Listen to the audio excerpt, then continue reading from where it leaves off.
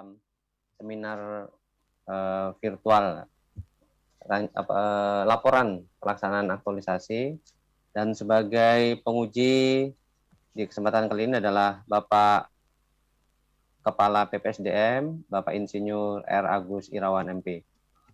Dan penyaji kelima yaitu Bapak Rizky Rinagung SPD dengan judul Laporan Optimalisasi Kegiatan Pembelajaran di Masa Pandemi COVID-19 menggunakan metode pembelajaran terprogram pada siswa kelas 3 SD Negeri Delegan 1, Prambanan, Sleman. Kami persilakan langsung untuk bisa mempresentasikan laporannya dalam waktu 15 menit. Kami persilakan.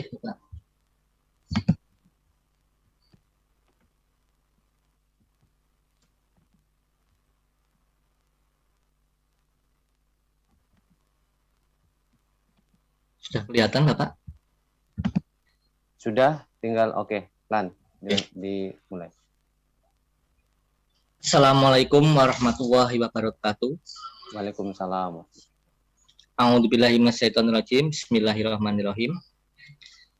Yang terhormat Bapak IR R. Agus Irawan MP selaku penguji dan Kepala PPSDM Regional Yogyakarta.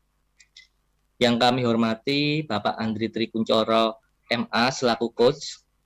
Yang kami hormati Ibu Nuning Sri Rusmiati SPDSD selaku mentor dan Kepala SDN Delegan 1 Prambanan. Pada kesempatan kali ini, izinkan saya untuk menyampaikan laporan aktualisasi saya yang berjudul Optimalisasi Kegiatan Pembelajaran di Masa Pandemi COVID-19 menggunakan metode pembelajaran terprogram pada siswa kelas 3 SD Negeri Delegan 1 Prambanan.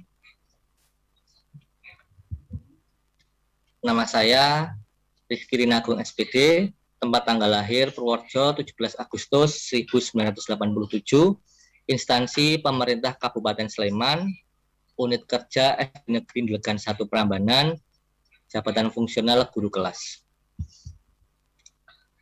Latar belakang pengambilan judul tersebut karena ada beberapa isu, yaitu kurang perhatian orang tua, di mana sebagian orang tua murid kami bekerja hingga petang, sehingga tidak adanya pendampingan belajar yang mengakibatkan prestasi belajar siswa menurun.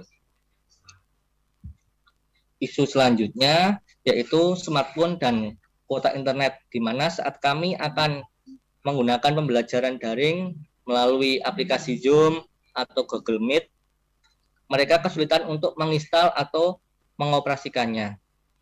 Isu selanjutnya, motivasi belajar siswa menurun karena pembelajaran daring yang terus-menerus. Izinkan saya sedikit bercerita, Bapak. Saat pengambilan judul ini di bulan Mei, saya kebingungan untuk menamai kegiatan ini karena belum ada petunjuk dan cara pelaksanaan baik dari Kemendikbud maupun dari Dinas Pendidikan. Setelah selesai kami melaksanakan aktualisasi, barulah ada petunjuk dari Kemendikbud bulan Juni, setelah selesai tanggal 28 Juni, tetapi dari Kemendikbud itu istilahnya bukan pembelajaran terprogram, tetapi PTMT dan pembelajaran tatap muka terbatas.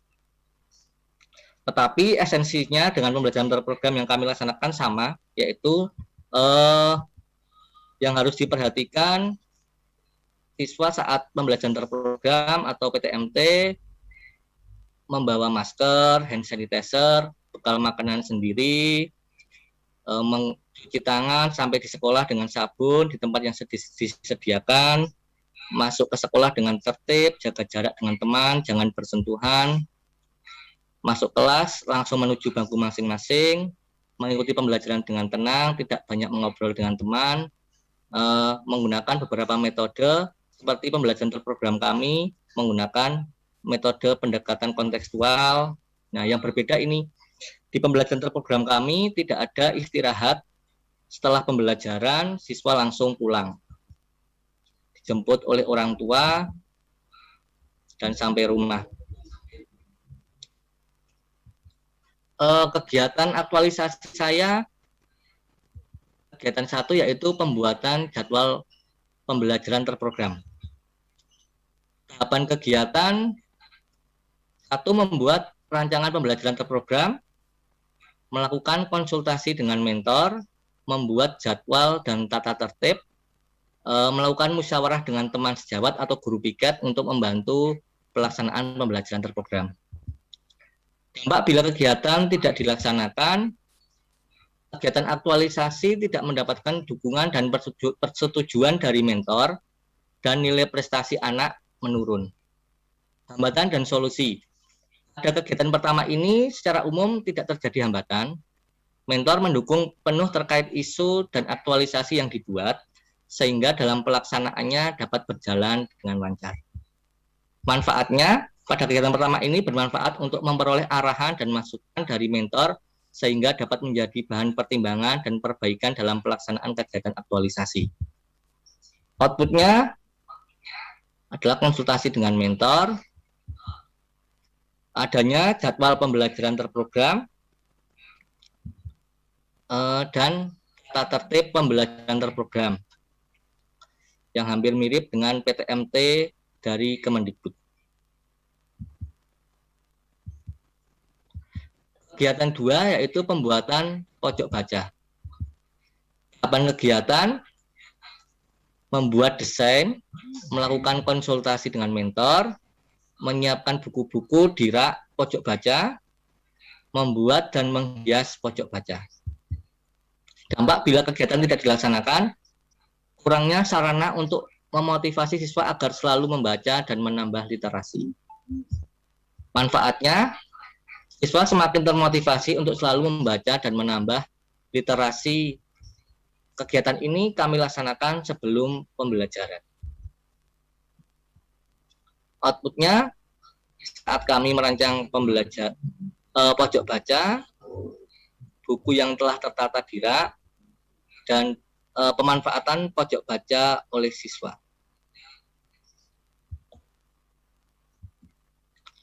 Kegiatan yang ketiga yaitu pembuatan alat peraga sederhana.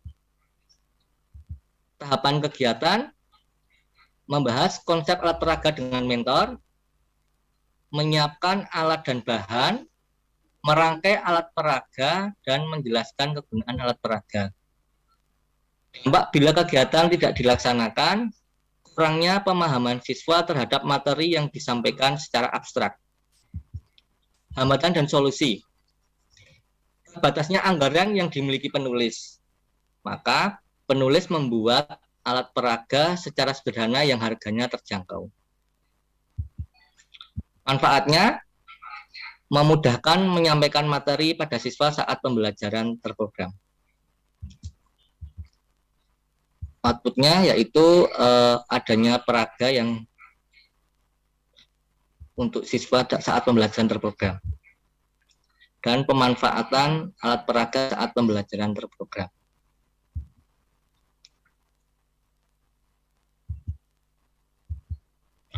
Kegiatan yang keempat yaitu posterisasi kelas. Tahapan kegiatan mengkonsultasikan dengan mentor, menentukan macam dan desain poster, memasang poster dan perawatan poster. Dampak bila kegiatan tidak dilaksanakan, siswa kurang disiplin dalam menjaga kebersihan, di mana poster ini berisi tentang menjaga kebersihan, dan poster ini adalah yang membuat adalah siswa. Manfaatnya, siswa semakin termotivasi untuk selalu menjaga kebersihan. Nah, ini adalah poster yang dibuat oleh siswa. Selanjutnya, poster itu kami cetak. Di dalam poster itu ada gambar-gambar tentang bangun datar, sehingga siswa dapat mudah menyebutkan bangun datar. Gambar selanjutnya adalah pemasangan poster.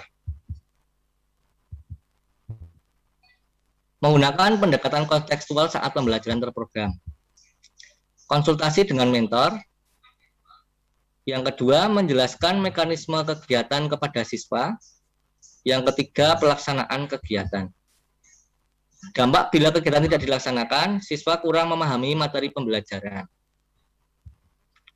Manfaatnya, siswa lebih memahami materi pembelajaran. Di sini saat aktualisasi yaitu siswa tentang bangun datar dan sudut. Gambar siswa sedang mencari bentuk bangun datar yang ada di lingkungan sekolah.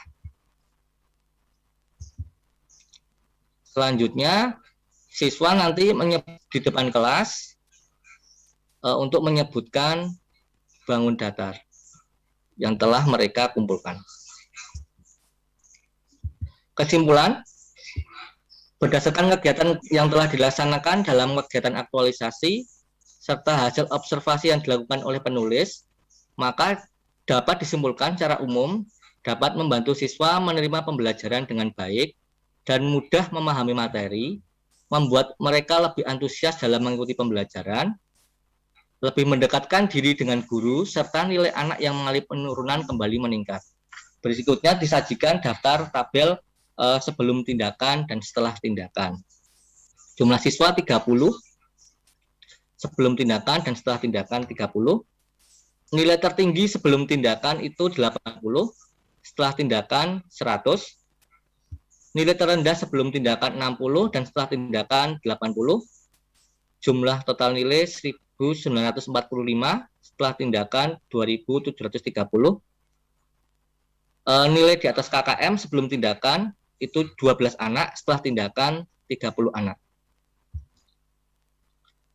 Video pelaksanaan pembelajaran terprogram dapat disaksikan melalui YouTube yang terima kasih.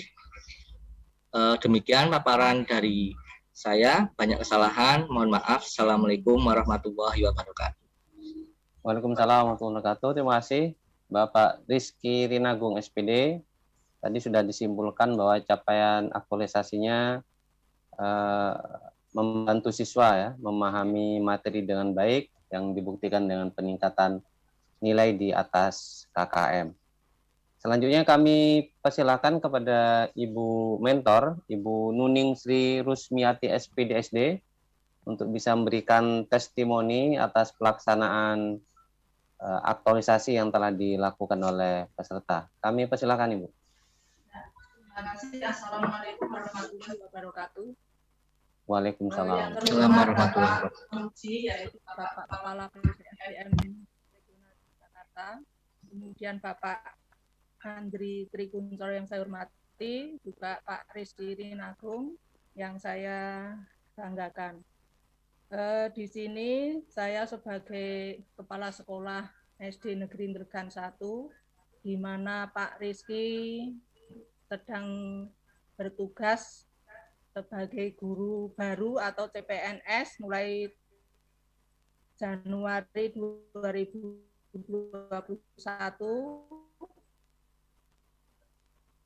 Kemudian saat ini sedang mengikuti latsar dan semua program-program yang sudah dirancang oleh Pak Rizky, yang sudah dikonsultasikan dengan saya selaku kepala sekolah, alhamdulillah sudah dapat dilaksanakan, yaitu aktualisasi untuk membantu siswa lebih semangat, lebih rajin dalam belajar. Karena sudah disampaikan tadi, isu-isu yang diangkat atau permasalahan yang menjadi latar belakang itu memang benar adanya. Jadi langkah-langkah yang diambil oleh Pak Rizky ini memang membantu siswa lebih semangat, lebih rajin untuk belajar.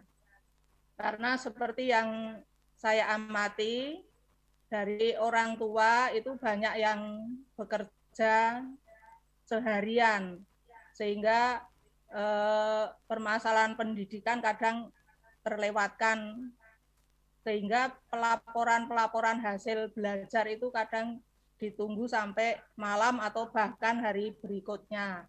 Nah, dengan adanya kegiatan yang dirancang Pak Rizky, ini alhamdulillah orang tua juga mendukung sehingga anak-anak bisa datang ke sekolah sesuai dengan SOP yang dibuat oleh sekolah di masa pandemi ini, maka kegiatan berlangsung dengan baik, lancar, dan menurut saya berhasil. Mudah-mudahan dengan kegiatan seperti ini nanti bisa berlanjut, kemudian bisa menggugah semangat belajar tidak ada tapi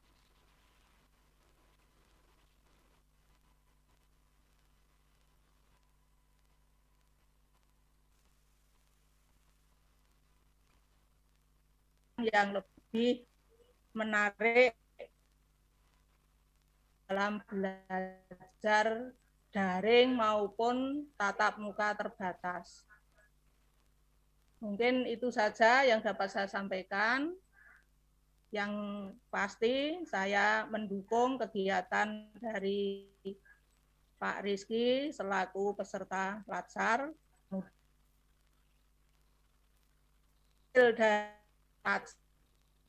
Dari seluruh dapat bermanfaat bagi anak didik pada umumnya dan Pak Rizky pada khususnya. Terima kasih, banyak salah mohon maaf. Assalamualaikum warahmatullahi wabarakatuh. Waalaikumsalam warahmatullahi wabarakatuh. Terima kasih kepada Bu Nuning.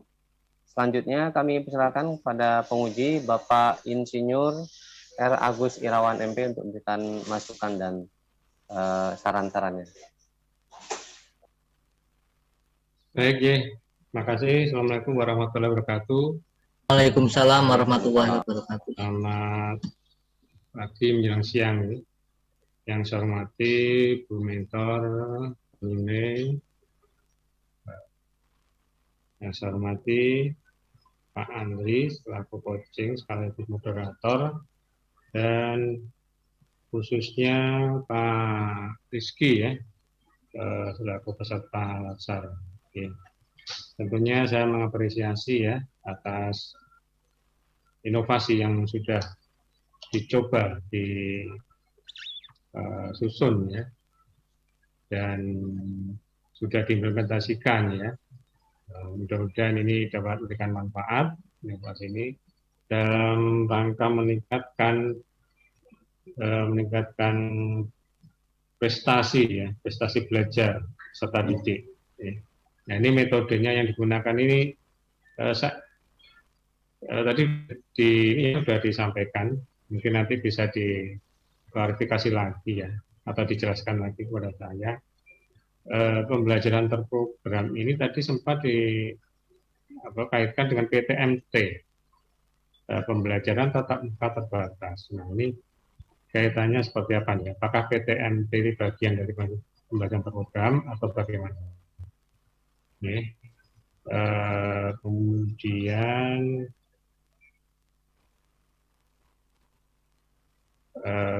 pembelajaran ini istilahnya ini ya, memanfaatkan teknologi informasi ya, aplikasi ya, karena dalam masa pandemi ini, atau blended, artinya kombinasi antara klasikal dan non klasikal. Mau bisa jelaskan dulu? Ya silakan. Pembelajaran terprogram ini hampir mirip Pak dengan PTMT, atau banyak kesamaannya malahan. Selain anak datang ke sekolah, kami juga memberikan pembelajaran lewat daring, tetapi wujudnya hanya pengiriman video dan penugasan, seperti itu Pak. Pembelajaran terprogram ini ada anak masuk sekolah selama 2 jam. Kelompok 1 nanti pulang sampai jam 8 sampai jam 10, terus kelompok 2 jam 10 sampai 12, seperti itu Pak.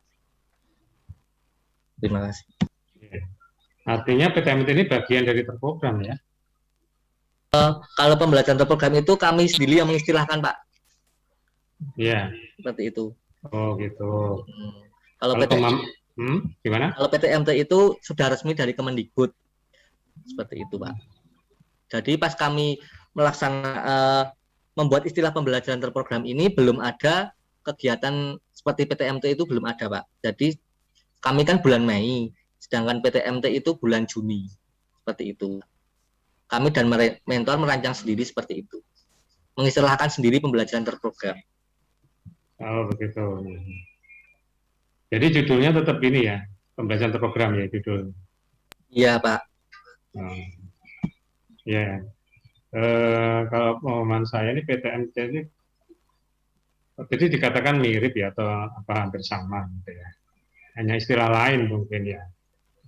Tapi kalau ada kata tatap muka terbatas, tatap muka terbatas. Ya. Artinya di sini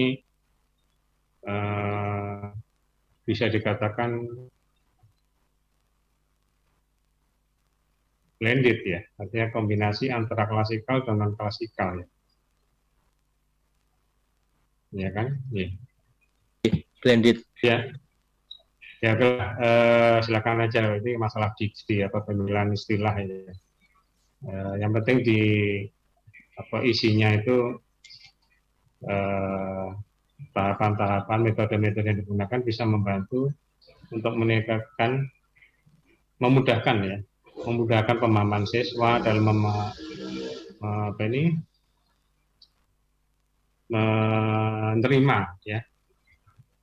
menerima, kemudian memahami ya, tidak hanya mengetahui, memahami juga ya materi yang diberikan ya, dengan cara-cara yang tentunya ini inovasi-inovasi itu kan Pak Rizky. Tadi inovasinya tadi metodenya apa aja tadi, Mas?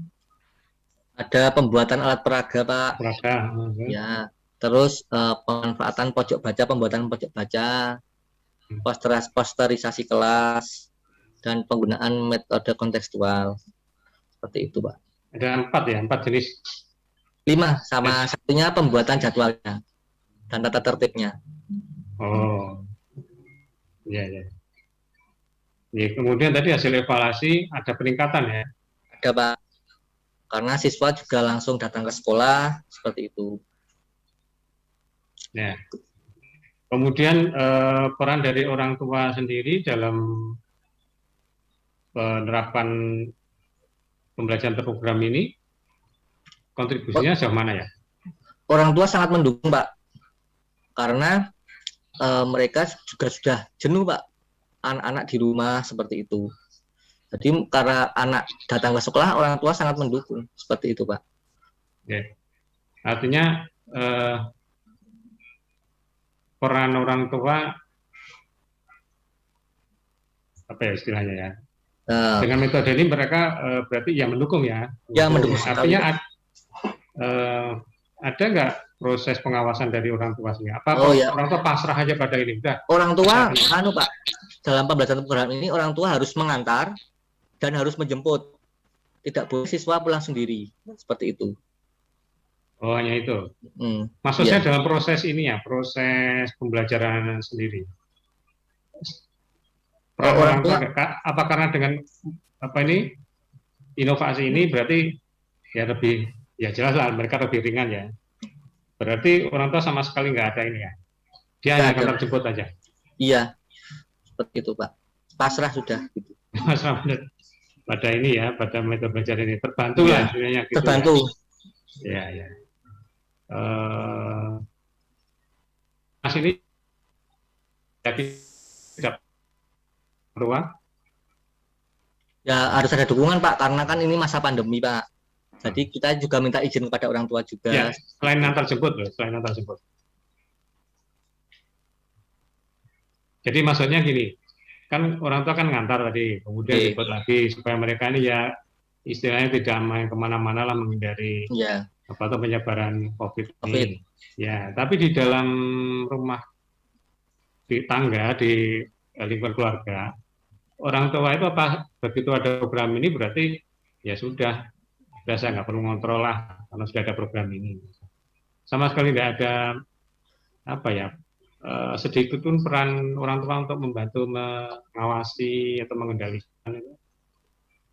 Ya, orang tua ada Pak, mungkin ketika memberikan tugas, orang tua juga di rumah ketika malam hari juga membantu pembelajaran anak, seperti itu. Oke, baik. Maksud saya begini, jadi pembelajaran saya komprehensif kan, pembelajaran kan guru kan tidak 100% bisa menjamin kesuksesan ini ya. Ya guru berperan, memang peran besar. Tapi peran orang tua, keluarga yang lain di rumah kan juga mempunyai kontribusi lah, sekecil apapun persentasenya. Nah, ada nggak semacam variabel apa istilahnya ya,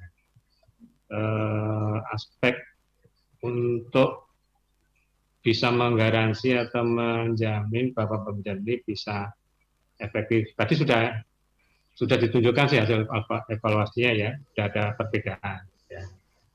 Ya. Artinya mungkin barangkali kalau orang tua di sini ikut mengendalikan, ya nanti terserah Mas Rizky membuat mekanismenya ya. Apakah nanti memantau ketika sudah ada waktu luang orang tua, ya.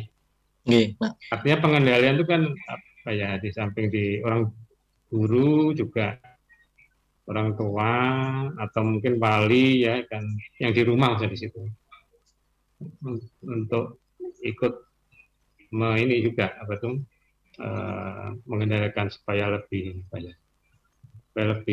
efektif lah. Tapi kalau melihat hasil evaluasinya, ya evaluasinya ini sudah meyakinkan ya, sudah ada peningkatan ya. Cuman perlu konsistensi ya. Apakah nanti ini betul ini apa ini bisa metode ini bisa diterapkan secara acak gitu ya. Apa misalnya reliability ya kalau dalam istilah statistik ya. Keajekan itu. Konsistensi suatu instrumen untuk mengukur suatu apa itu pengaruh treatment ya terhadap dampak itu. Itu ini aja masukan aja ya. Hasilnya sudah bagus ya, sudah ada evaluasi sudah ini. Tapi cuma keajekannya kira-kira bagaimana ketika nanti di aplikasikan untuk kelas 4 misalnya ya, kelas 5 dan seterusnya ya. Karena saya kira peran orang tua itu juga perlukan juga ya. Mungkin ada aspek lain juga kalau peran tua memberi ikut terlibat di situlah sekecil apapun perannya ya. Ya ini sebagai masukan aja. Baik, saya kira inovasi ini menurut saya sudah membantu ya dalam rangka meningkatkan prestasi belajar siswa ya dengan variasi metode pembelajaran yang sudah menerapkan aspek tadi ya, edutainment ini, education dan entertainment ya. Artinya anak-anak yang tadi kalau jenuh metodenya monoton itu aja ya, siswa kurang tertarik juga. Tapi kalau ada variasi ya, kemudian juga ada pemrosesan di situ oleh Pak Rizky ya, pemrosesan membantu proses apa sih tujuan dari game-games ini ya dalam meningkatkan pemahaman siswa. Nah ini akan lebih baik lagi. Ya saya kira itu masukan saya. Terima kasih, mudah-mudahan lancar ya, lancar, sukses dan implementatif serta dapat mungkin ya jadi model yang untuk materi yang lain ya. Ini guru kelas ya Mas ya, guru kelas Pak. Guru kelas ya, mungkin untuk kelas yang lain barangkali bisa direplikasi atau dikembangkan lagi. Terima kasih. Mohon dukungan juga Bu Mentor, Bu Ning untuk Pak Rizky, mudah-mudahan ini implementatif dan mempunyai dampak yang nyata ini untuk peningkatan prestasi belajar siswa. Saya kira itu aja. Saya akhiri.